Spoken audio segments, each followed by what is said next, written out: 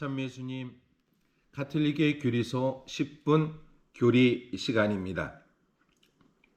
지금은 성령을 믿나이다 제3장 교회에 대한 특성, 하나이고 거룩하고 보편되며 사도로부터 이어오는 교회라는 것을 설명하도록 하겠습니다. 811항입니다. 이것이 바로 그리스도의 유일한 교회이며 우리는 신경에서 하나이고 거룩하고 보편되며 사도로부터 이어오는 교회라고 고백합니다. 이것은 신경, 사도신경도 있지만 니케아 콘스탄티노플 신경에 분명히 하나이고 거룩하고 보편되며 사도로부터 이어오는 교회를 믿나이다라고 우리는 고백합니다. 서로 불가분의 관계, 이 네 속성들은 교회와 교회 사명의 본질적 특성을 나타냅니다. 본질적 특성, 그러니까 가장 기본적 뿌리라는 것을 얘기하죠. 이 속성들은 교회가 스스로 지니게 된 것이 아닙니다. 그리스도께서 성령을 통해 당신의 교회를 하나이고 거룩하고 보편되며 사도로부터 이어오는 교회가 되도록 해주신 것이며 그리스도께서는 교회가 이 특성들 하나하나를 실현하도록 촉구하십니다. 그러니까 교회의 첫 출발, 교회의 기원, 교회의 시작은 바로 예수 그리스도로부터 시작된다는 것이지요. 그래서 보면 어느 분들을 신학자들 가운데 사도들 성령 강림 사건으로 교회가 시작됐다라고 얘기하지만 그것은 눈으로 보이는 가시적 구조의 교회의 모습에서 첫 시작이라고 말할 수 있고, 교회는 하느님 백성의 공동체의 모임이었기 때문에 예수 그리스도가 구원 사업의 첫 시작, 당신 제자들을 불러 모으고 그리고 또 당신의 말씀을 따르는 이들, 하느님의 구원 사업이 그들 안에서 성취될 수 있도록 성령을 통해서 이제 당신의 교회 공동체를 세우기 때문에 교회의 첫 시작은 예수 그리스도가 제자를 부르심으로써 첫 선포하고 부르는 것. 그래서 하느님 나라가 가까이 왔다, 회개하고 복음을 믿어라라는 공생활의 첫 시작이 교회의 시작이라고 말할 수 있습니다. 교회의 특성들을 하느님께서 받았다는 사실은 오로지 신앙으로만 깨달을 수 있습니다. 하나이고 거룩하고 보편되고 사도로부터 이어오는 교회다. 즉 하나라는 것은 성부, 성자, 성령이 하나이듯 우리도 다양성 안에서 하나라는 것. 거룩하다는 것은 단순히 거룩함과 속스러움의 둘의 분리가 아니라 세상 안에서 거룩성을 찾아가는, 그래서 예수님께서는 차별 없는 모습에서의 거룩성을 얘기하는 것이죠. 보편된다는 것, 보편은 특수와 보편의 개념 안에서 보편되는 것은 마땅하고 옳고 당연히 받아들여야 되는 이 보편성을 얘기합니다.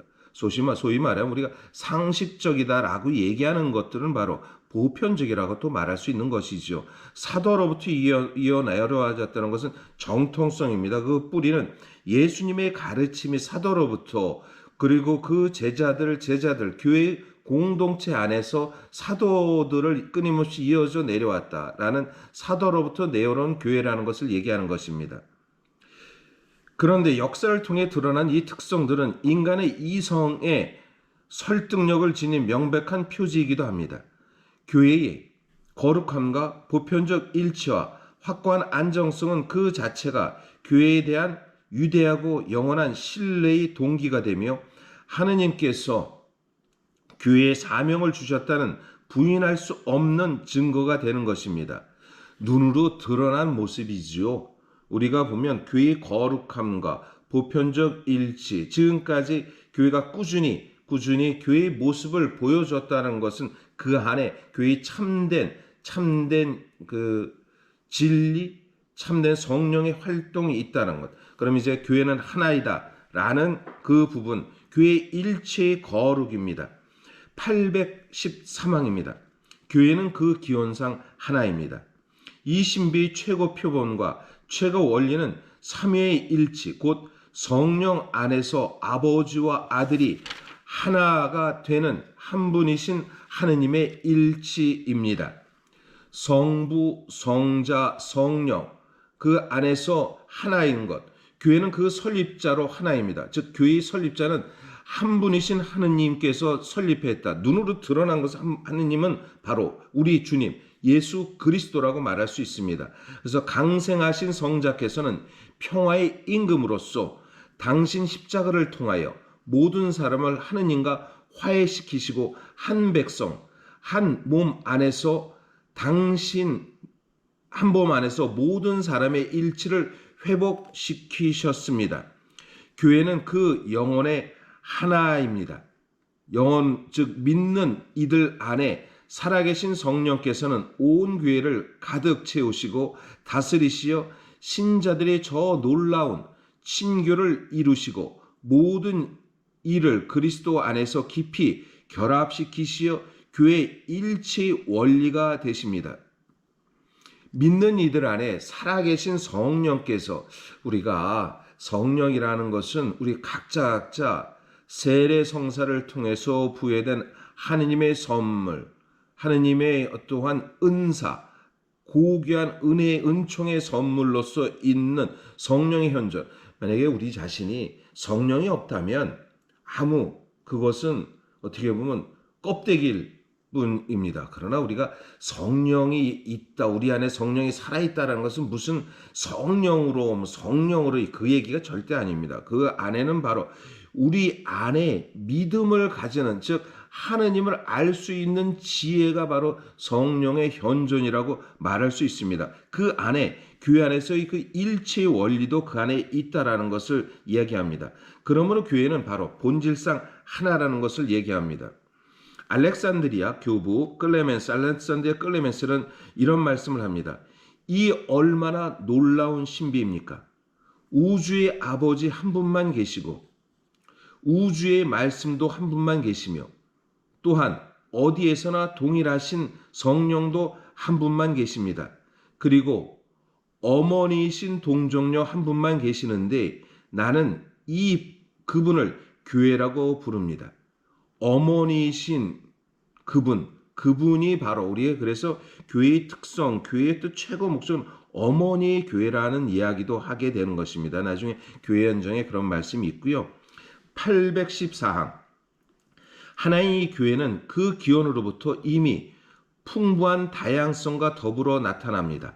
이 다양성은 하느님께서 주신 은총의 다양성과 그것을 받는 사람들의 다수성에서 동시에 연유합니다.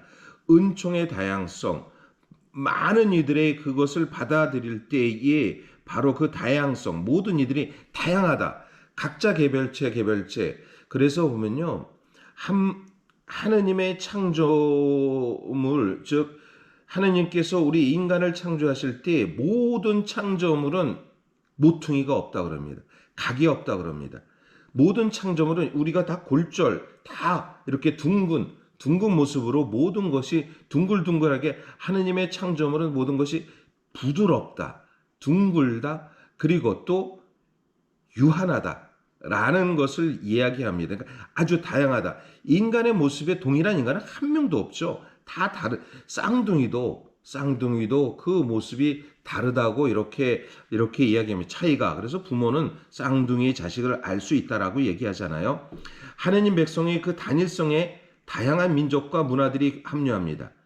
교회 구성원들 사이에는 은혜와 직책과 조건과 생활 양식의 다양성이 존재합니다. 그러기에 교회의 신교 안에서는 고유한 전통을 지닌 개별 교회들이 당연히 존재합니다. 개별 교회들이 다양히 존재한다라는 것은 가톨릭 교회 안에 다양한 교회들, 지역 안에 다양한 교회들, 우리 본당 공동체 안에서 다양한 교회들이 있듯이 그러나 그것은 독립된 것이 아니라 하나의 일치된 교회의 모습을 보여준다는 것을 얘기합니다. 이 다양성의 풍요로움은 교회의 일치에 배제되는 것이 아닙니다. 한편 죄와 죄의 결과가 가져오는 속박은 끊임없이 일체의 선물을 위협합니다. 그러므로 바오로 사도 역시 성령께서 평화의 끈으로 이루어진 일치를 보존하라고 이야기합니다. 우리 보면 여러 가지 잘못, 허물이 있죠. 그러나 그 안에 고유한 일치성이 있다는 것을 얘기하는 것이죠. 이 일치의 끈은 무엇입니까? 그것은 무엇보다도 완전하게 묶어주는 사랑입니다. 그러나 순례하는 교회의 일치 또한 다음과 같은 가시적 신교의 끈으로 보장받습니다. 815항의 내용입니다. 사도들로부터 이어받는 한 신앙에 대한 고백, 지금 뿌리는 사도로부터 이어내려오는 한 신앙의 고백, 그것이 하나라는 것을 얘기하고, 또 하느님에 대한 예배의 공통 거행, 특히 성사의 공통 거행, 성사는 모든 교회가 하나로서 일치된 모습을 보여준다는 것이죠. 그리고 또 한편 하느님 가족의 형제적 화목을 유지해주는 성품 성사를 통한 사도적 개성, 사도적 개성은 주교님으로부터 부여받는 그 성품 성사는 사도적 계승으로 교회 안의 일치로 이렇게 이어온다라는 것을 이야기합니다. 네, 오늘은 여기까지 공부하고요. 또 이어서 다음 시간에 교회의 하나인 교회의 하나의 교회는 하나다라는 것을 다음 시간에 다시 이렇게 보도록 하겠습니다. 네, 오늘도 주님 안에서 행복한 하루가 되시기를 바랍니다.